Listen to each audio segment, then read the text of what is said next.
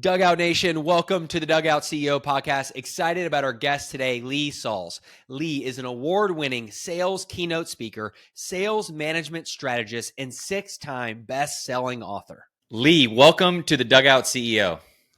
Casey, thank you so much. It's fun to be here.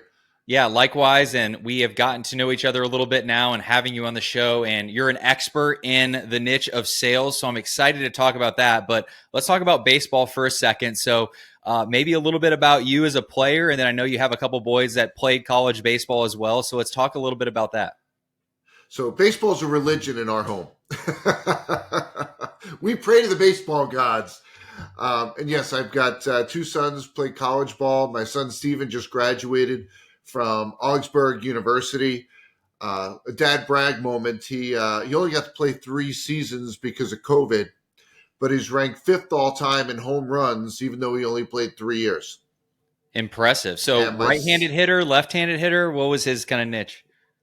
Right-handed hitter. Yeah, awesome. So I'll tell you what led up to that.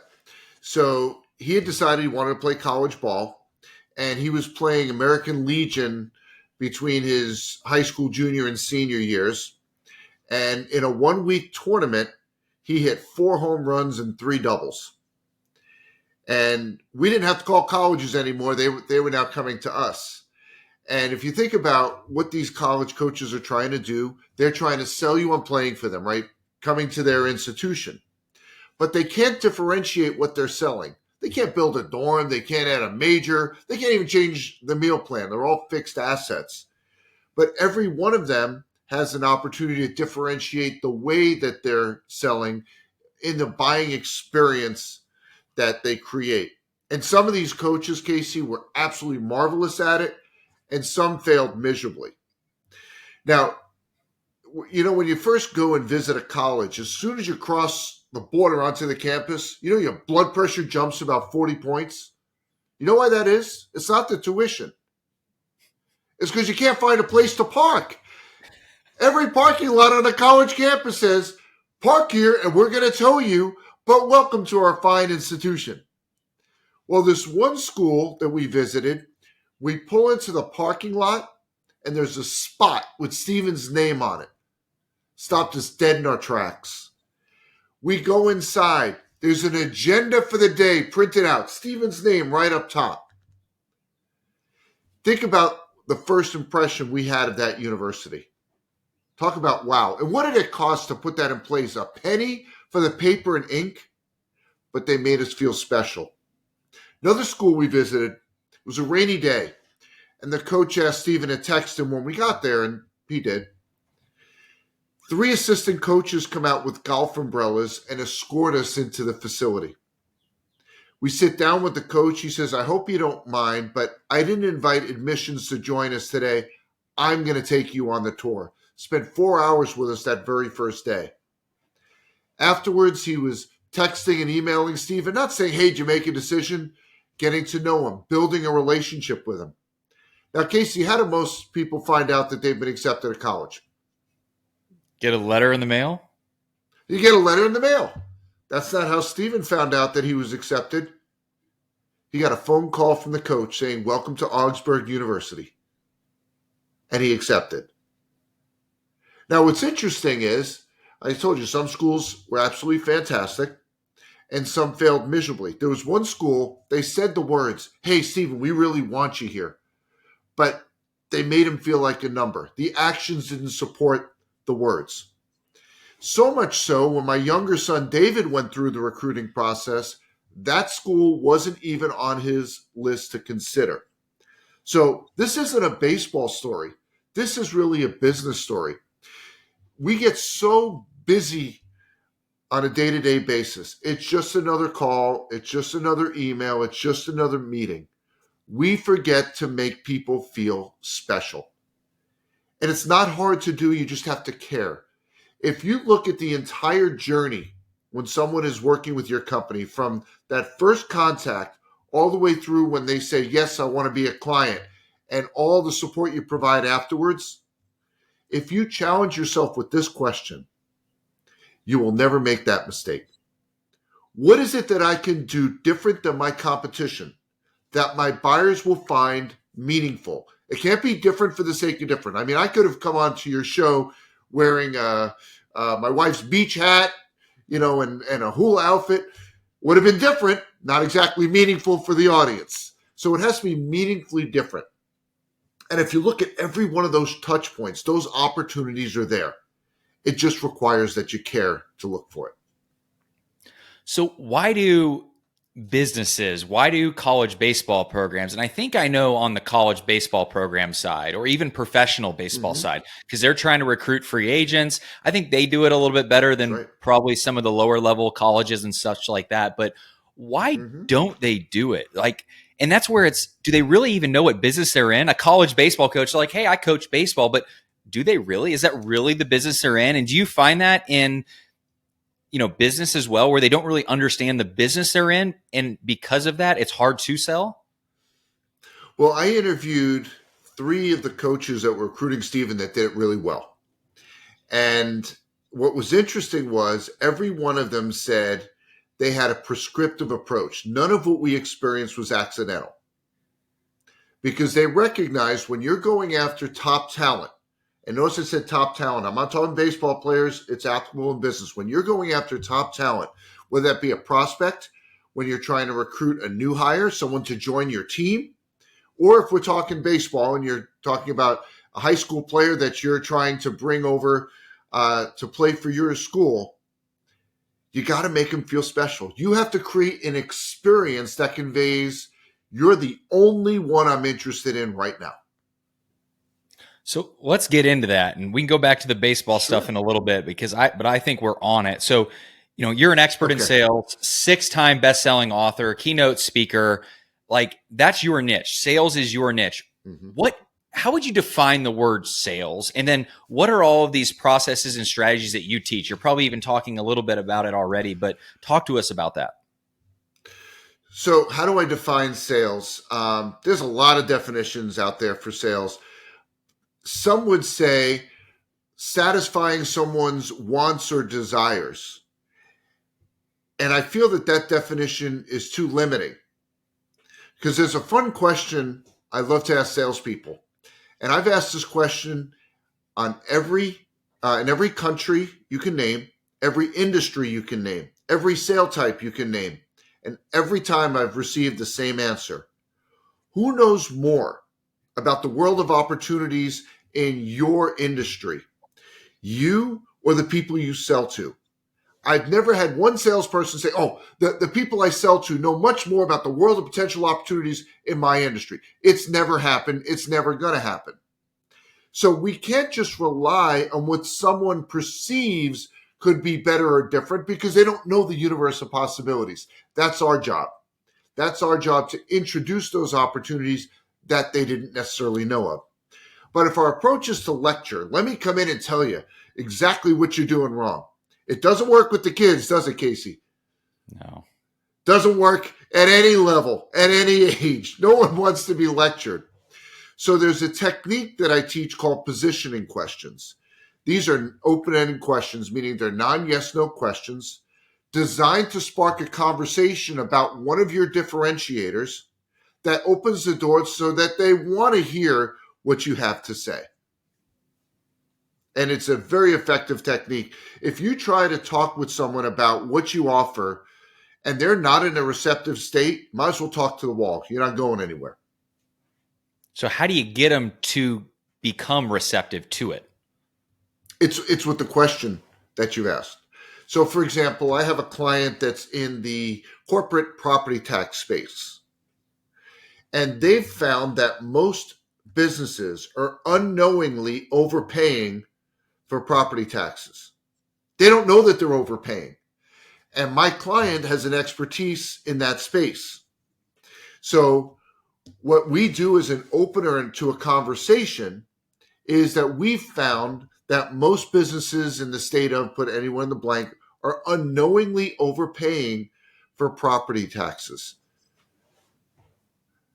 That word unknowingly is so powerful. This is something I work with tons of organizations on to put into practice. Unknowingly. If I told you you're doing something unknowingly, you're going to be like, what? Well, tell me more. right? What do you mean? And that opens the door and creates some of that receptivity. But again, if you just get on the soapbox and start lecturing about your widget, your features, your benefits, you're going nowhere. You have to first spark interest. You've got to create some intrigue so that they want to hear what you have to say. So, biggest swing and a misses out there for a business owner or a CEO regarding leading their sales team or a salesperson, you think is what? More lecturing than asking questions? What are the other things that salespeople get wrong? So in the context that you gave as a swing and a miss is lack of clarity on your target client. There's a difference. You hear this expression of an ideal client profile. I think that's the wrong tool to have. What you need to have is a target client profile. What's the difference? An ideal client profile says, if all the stars were to align, this is the kind of business we'd like to have. It's like buying a lottery ticket. It's a 1 in a gazillion chance. But a target client profile says this is who will perceive meaningful value in what we're offering. And every sales minute, every business development minute should be spent, better invested in the pursuit of those opportunities. So it's designed to give them such clarity on the right businesses to pursue. So what I see is a lot of wasted sales time. So what happens is they chase these opportunities, they get to the finish line, and they say, oh, your price is just way too high. Well, we should have figured out the alignment between what they're trying to accomplish and what we offer very early on so that we don't get to the finish line and hear your price is just way out of whack. You're not getting this business. We have to know who perceives meaningful value in what we're offering. Now, Casey, if your audience likes free things, I do have a target client profile tool that they can download. It's free. If they go to, this is going to be a tough URL to remember. You ready? Yep. If you go to targetclientprofile.com, it'll take you right to a landing page and you can download that target client profile. And that will help you put together, there's 9 components, but it'll help you have such clarity on who will perceive meaningful value in what you're offering. All right. It's simple. I like it because sales needs to be simple. Let's talk about that. Should sales, I've heard this, a confused buyer never becomes a buyer or whatever. Like, where else do people get it wrong in the sales process? Well, let's start with the expression you just used. Where do they get it wrong in the sales process? Not having a sales process. Number one, that's so much of what I do for organizations is help them to build a framework so that what success looks like is replicated continuously. So, for example, you go into a manufacturing company. They would never hire 10 people and say, manufacture a widget any which way you want. That's fine with us. Why? It's costly. It's ineffective. We're going to keep making the same mistakes over and over and over again. We're not going to develop best practices. They never do that. But then you turn your head and you say, well, here's the sales team. And we do exactly that. We say, go sell some stuff. You got to have some conversations. You got to have some meetings and bring it home for us. No, that doesn't work. Your sales side should work just like your operations and manufacturing side. There should be a process. I'm not saying you need to give a script that they have to memorize, but there needs to be, here's how you handle discovery, that initial phase of the process. Here's how you need to handle whatever the next step might be. If it's a presentation, if it's a demo, if it's a pilot program, what have you. Step by step, this should all be laid out in a playbook. So if you think about, I know we're primarily talking baseball, but if you joined a football team, you get a playbook, right? Memorize it, learn it, and if you can't do it, you're not going on the field. Same concept with sales. You need to have a playbook that says, this is how you sell our stuff. So when I hear the word process, I hear awesomeness because I'm a process-oriented guy. But half of the people on this podcast might cringe and say process, it slows things down, it's monotonous, what do you say to, no, process actually doesn't, slow you down, it speeds you up, or it helps you get there quicker? Yep. So if you have the wrong process, then it can slow you down. The process should be founded on your best practices, what you've historically learned that works. Let's stop making the same mistake over and over and over again that we've learned for 20 years. This doesn't work. Let's institutionalize what we know works. Now, for those salespeople that are listening who are saying, no one's going to tell me how to sell. Here's my challenge. Name a company that is considered a sales powerhouse that hires salespeople and says, you go figure out how to sell our stuff. We're not going to tell you what to do. You name one company, I'll quit the business right now. You can't. Every company that is considered a sales powerhouse has laid out the game plan. They've got a framework, what I call sales architecture, a framework in place, and this is how you handle new client acquisition.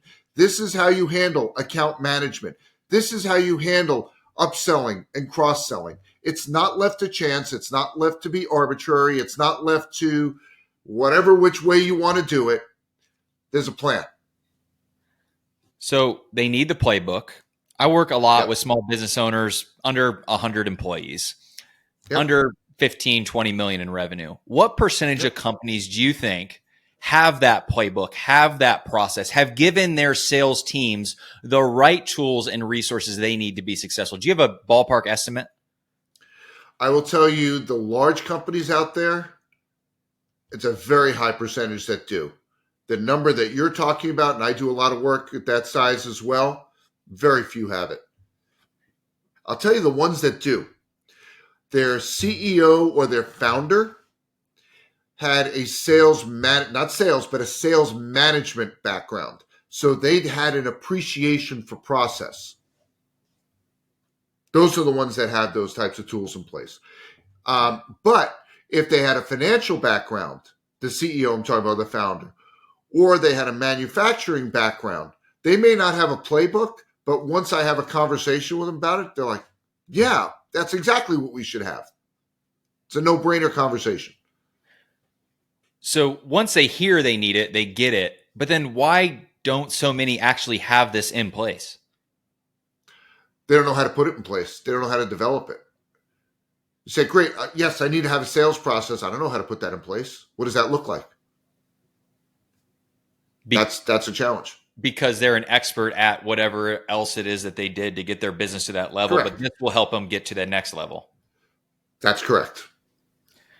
We had that in our baseball academies. I remember being salesperson number one, learning how to sell the memberships, learning how to sell the lessons and upsell to the membership and sell the pair of batting gloves. And then when I was doing in our self-storage facilities, hey, I want to sell the 10 by 10 unit, but I also want to sell them, boxes. And then I want to sell them the insurance and I want to, so then it's writing that down and then teaching it to other people. Is that like the next step? It's having that, but then creating that playbook where you can give it to other people and duplicate yourself. Is that what you help businesses do? I do, but I go a step further. So we're talking baseball. How many guys have you seen that crush the ball in the batting cage, but can't do it in the game? Yeah, they have a name There's for those. A lot. They call them 5 o'clock hitters. They're good in the cage at 5 o'clock, but by the time 7 o'clock comes around, they can't hit. I have not heard that one. Well, I see a lot of salespeople that can do it in practice, but doesn't translate to the game, doesn't translate to when they're selling. And so I work with organizations to make sure that it's not just happening in the cages, it's happening in the game itself. All right, so this is going to be interesting. So let's talk about how do you make sure you hire somebody that can actually perform in a game? Because you want to make sure you hire somebody and they're not going to come in and just be able to say all the right things and do all the right things, but they're actually going to be an all-star and they're not that 5 o'clock hitter. Yeah. How do you make sure before you hire somebody that they actually can do a great job in sales?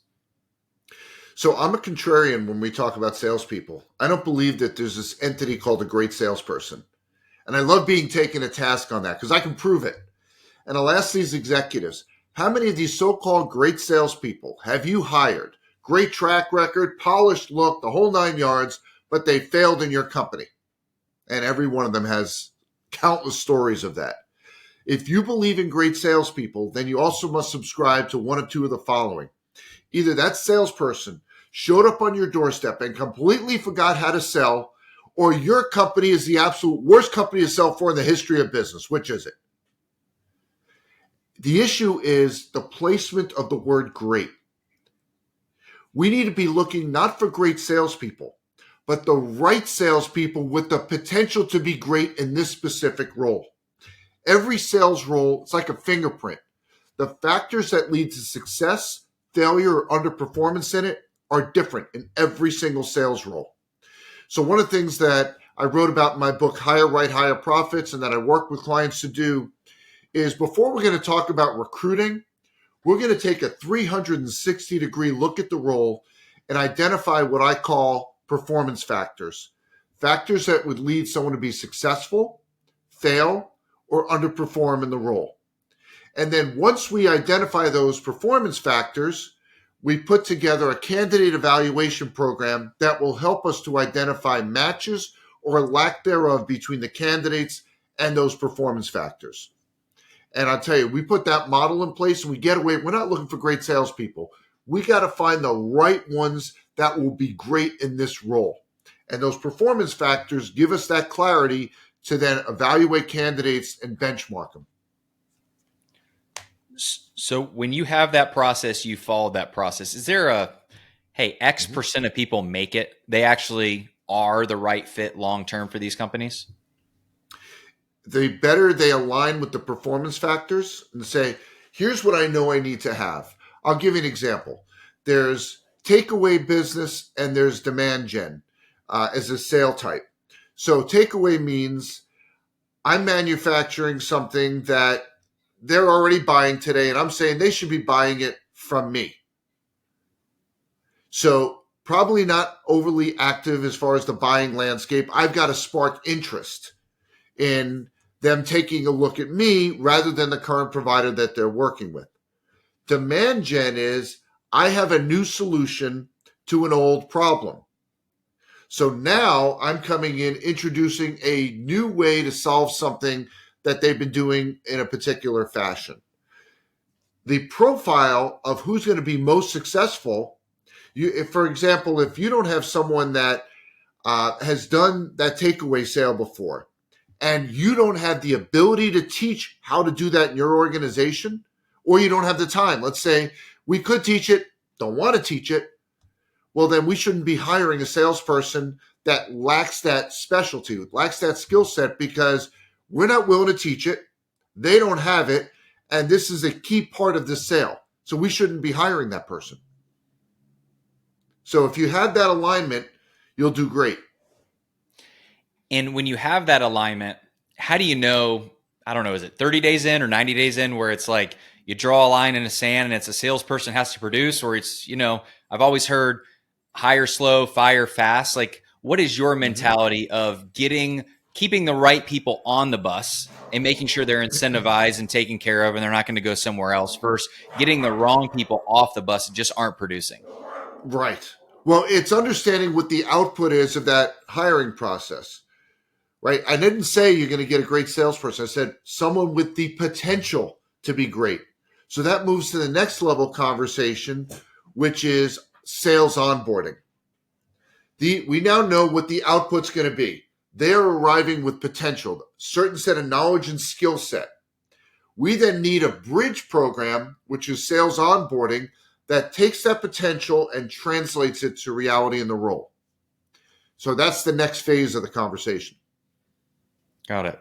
And then let's say we get there.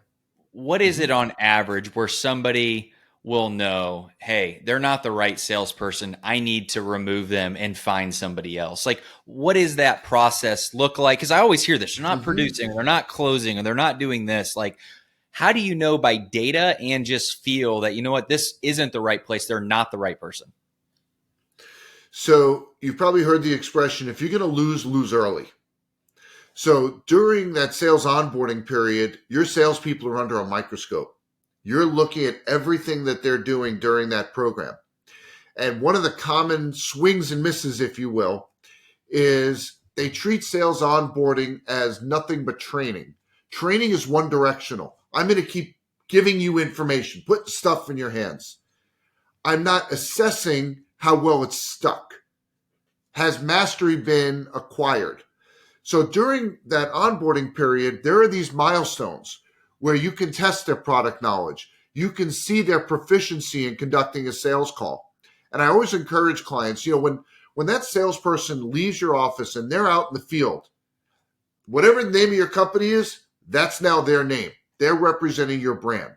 If they're ineffective, if they're inefficient, if they're unable to well position your company is dead with that prospect for a very long time. So I'm not going to let a salesperson go and represent my brand until they've demonstrated in our four walls that they can do it adeptly. So if you connect the dots of what we've talked about thus far, we didn't have a process that's documented in a playbook. We have clarity in who we're looking for relative to that process for hiring. We're now going to provide that playbook as part of the sales onboarding experience. We're going to train them, but we're also going to assess their knowledge and skill set before we say go represent our brand. And if you put that together as a recipe, when you talk about how do you get high performance, how do you get long retention with your salespeople, what we've just described is exactly that. And it sounds like there's a process to that, and you can't skip steps, because if you do step 3 before step 1 or vice versa, it just doesn't work. And I find that with a lot of businesses, it's, hey, they're not closing. Well, have you listened to their sales calls? Have you coached them? Right. And they don't do it. And is it because they're so busy running their business, they just don't have the time, or they don't have the expertise to help them sell more? Is that what you find? Well, sales management is a skill set unto itself. And a lot of sales managers got the seat at the table for one reason. They sold a lot. And there's this thought that we're going to have disciple selling. You know what disciple selling is? I'm going to put 6 people underneath you, and we're going to get 6 times the sales. That doesn't work. Ever. And so these sales leaders are put in this untenable position where they're now held accountable for results. But when you were selling, you never learned how to hire, onboard, write a playbook, or any of these things that we've talked about here today, how to put together the right compensation plan. It's a totally different job. You can't get promoted into sales management. That's impossible. It's a job change. Promotion means it's an elevation of doing more of the same. That's not what sales management is. It's a totally different skill set. And so to your point, why aren't those things happening? Because the person that is in that sales leadership role hasn't been provided with the tools to say, this is how you effectively become a sales manager.